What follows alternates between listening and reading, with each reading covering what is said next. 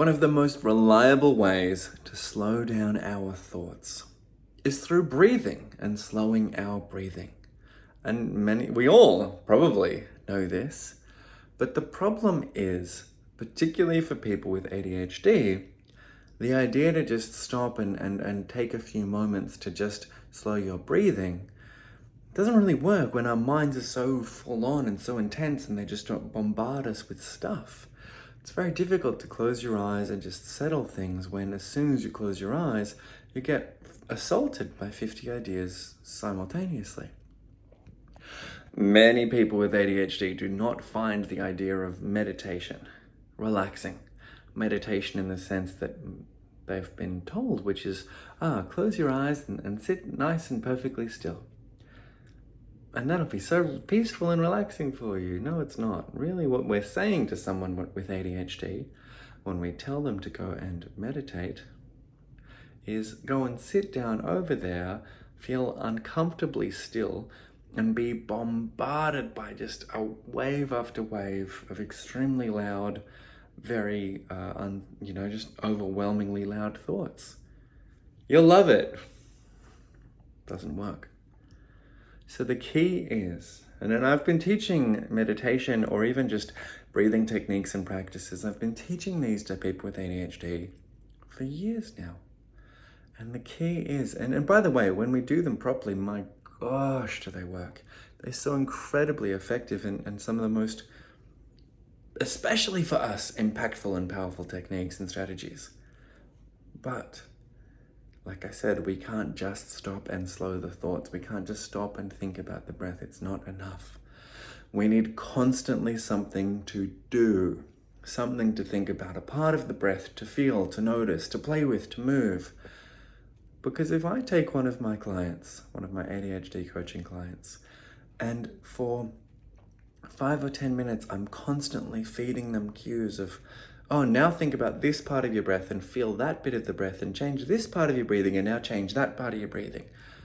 And this and blah, blah, blah, and move all these different pieces of your breathing. They stay tethered to that one point, they stay tethered to that connection of the breath the entire time. They leave that practice feeling really like, oh my God, I feel incredible. I've never done that before. That never works.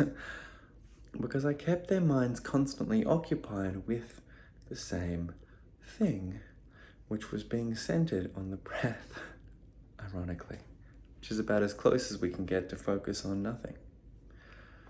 And of course, I do give them a little bit of space to have their own experience of self-regulating, whatever you want to call it. I'm not just constantly barraging. I do give several moments of, okay, now you play with this. But it's still giving them a thing to do, even if it's just playing with the awareness of noticing when their awareness drifts and pulling it back. That's still something to focus on rather than try and focus on a point and, you're failing because too much is happening, you suck. Initially, this video, I was thinking of diving into a particular technique. I'll probably do that in the next video or one to come fairly soon. Because actually what I'm talking about here is enough. The realization or just the recognition that we need something more. There are various meditation tools or techniques or practices. I use like mala beads, which is like the necklace, and each necklace has little, it's like a string of beads, basically. It's like prayer beads. And when I inhale, I lift my thumb up. And when I exhale, I slide the beads down. And it sort of goes through a loop.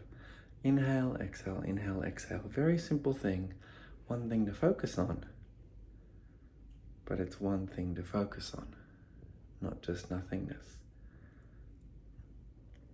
And eventually we can come to a place of just full on nothing, but not straight away, not as the entry point.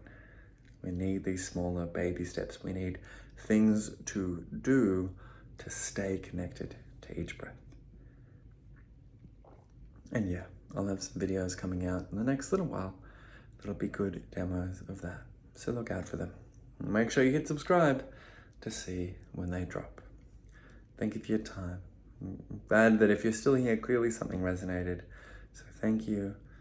And if you take any of this into your next breathing or meditation practice, particularly if you're someone with ADHD, find an element of the breath to play with. Find an aspect of your focus, your attention to focus on. And that will help you stay tethered and grounded to your practice.